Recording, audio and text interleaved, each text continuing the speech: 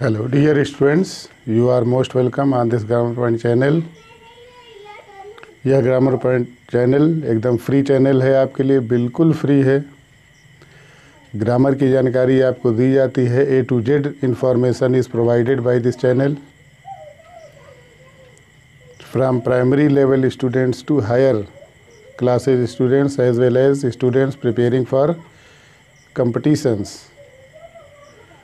तो ये चैनल आपके लिए प्रतिदिन कुछ नए टॉपिक को लेकर के आपके सामने आता है। तो मित्रों, हम जानते हैं कि इंग्लिश एक इंटरनेशनल लैंग्वेज है, थोड़ा कठिन भी है, लेकिन यदि हम लगातार परिश्रम करते रहें, लगातार कंटिन्यूअसली इस पर बने रहें, चैनल को देखते रहें, तो हम आपको विश्वास दिलाते हैं कि इंग्लिश आपके लिए इजी हो जाएगी, आसान हो जाएगी। तो मित्रों, ग्रामर में सबसे पहले पार्ट्स ऑफ स्पीच हम चर्चा कर चुके हैं इसकी कि पार्ट्स ऑफ स्पीच क्या होता है। हम कोई भी सेंटेंस बोलते हैं, जब हम बोलते हैं, स्पीच करते हैं, तो उसमें जो वर्ड्स आते हैं वो सारे वर्ड्स पार्ट्स ऑफ स्पीच में आते हैं, किसी न किसी पार्ट्स ऑफ स्पीच में ज़रूर रहते हैं, जिसे पार्ट्स ऑफ स्पीच कहा जाता है। तो पार्ट्स ऑफ स्पीच बच्चों 8 होते हैं इंग्लिश में। कौन कौन से 8 होते हैं, आइए हम उसकी चर्चा करते हैं। Noun, pronoun, adjective, verb, adverb, preposition, conjunction, interjection and article. तो नाउन की चर्चा थोड़ा करेंगे हम। नाउन माने संज्ञा होता है। Noun is the name of person, place और थिंग। नाउन का मतलब होता है नाम, किसी का नाम लेना। अब नाम में person, name of person, name of place and name of things. अब एग्जाम्पल के लिए हम राम, महेश, तो ये नेम ऑफ पर्सन में हो गया। प्लेस में नाम लें तो लखनऊ, आगरा, कानपुर ETC, छोटे से छोटा शहर, छोटे से छोटा स्थान या बड़े से बड़ा स्थान, सिटी है, कंट्रीज़ है, कोई भी नाम हम लेते हैं तो वो नाउन के अंतर्गत आता है। इसी प्रकार name of thing, table, bench, desk, house, furniture, tree, ये सारी चीज़ें नाउन के अंतर्गत आती हैं। नाउन इज़ नेमिंग वर्ड भी कहा जाता है। किसी का नाम ही नाउन होता है। अब किसी का नाम माने चाहे पर्सन का नाम हो, नेम ऑफ पर्सन हो, चाहे नेम ऑफ प्लेस हो, चाहे नेम ऑफ थिंग हो, ये सब नाउन के अंतर्गत आते हैं। अब नाउन को कैटेगराइज किया गया है, क्लासिफाइड किया गया है। नाउन सारा 5 काइंड्स, 5 प्रकार के नाउन होते हैं, हम सभी जानते हैं। पहला है प्रॉपर नाउन। प्रॉपर नाउन माने व्यक्तिवाचक संज्ञा। किसी व्यक्ति विशेष के नाम को हम प्रॉपर नाउन बोलते हैं। प्रॉपर नाउन सदैव कैपिटल लेटर से लिखे जाते हैं, कहीं भी लिखे जाएं, सेंटेंस में बीच में हो, प्रारंभ में हो या अंत में हो, जहाँ भी हम प्रॉपर नाउन को लिखेंगे तो वो कैपिटल लेटर से लिखा जाता है। अब जैसे रमेश, सुरेश, लखनऊ, आगरा, ये प्रॉपर नाउन है। प्रॉपर नाउन का मतलब वह किसी व्यक्ति विशेष का नाम होगा, सबका नाम नहीं हो सकता है। उसी प्रकार जैसे नेम ऑफ प्लेस में लें तो लखनऊ, आगरा। अब लखनऊ शहर का नाम है, लेकिन सभी शहर का नाम लखनऊ नहीं है, किसी विशेष शहर का नाम लखनऊ है, इसीलिए इसे प्रॉपर नाउन कहा जाता है। और जहाँ भी लिखा जाएगा इसे कैपिटल से लिखा जाएगा। ये पंक्चुएशन का टॉपिक है कि किसको हम कैपिटल से लिखते हैं। तो प्रॉपर नाउन जहाँ भी आएगा, wherever it comes, it is always written in capital letter. तो प्रॉपर नाउन के बाद फिर अगला आता है कॉमन नाउन, जातिवाचक संज्ञा। अब जातिवाचक संज्ञा में जैसे बॉय, गर्ल, रमेश, सुरेश क्या है, बॉय है। बॉय हम किसी को भी कह सकते हैं। कोई भी लड़का हमें दिखाई दे तो कॉमन नाउन में आ जाएगा। कौन है, लड़का है। सभी लड़के हैं, लड़कों का समूह होता है, तो लड़का जो है कॉमन नाउन हो गया। इसी प्रकार लड़की भी कॉमन नाउन है। किसी का भी नाम लेंगे तो वो प्रॉपर नाउन होगा। यदि नाम नहीं लेते हैं तो हम लड़की कहें, गर्ल कहें, तो वो कॉमन नाउन में आता है। ऐसे ही प्रॉपर नाउन, कॉमन नाउन, फिर मटेरियल नाउन। अब मटेरियल पदार्थवाचक संज्ञा, जिससे पदार्थ वाटर है, आयरन है, सिल्वर है, गोल्ड है, ये सब मटेरियल नाउन में आते हैं, पदार्थवाचक संज्ञा में आते हैं। इनका ग्रामर में बड़ा इम्पॉर्टेंस है, बड़ा महत्व है। इसी प्रकार से कलेक्टिव नाउन।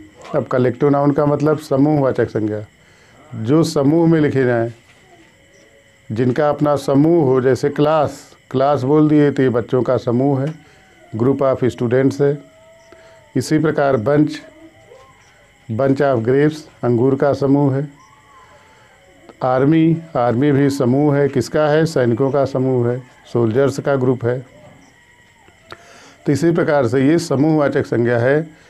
समूहवाचक संज्ञा कलेक्टिव नाउन बोला जाता है। फिर एब्स्ट्रैक्ट नाउन।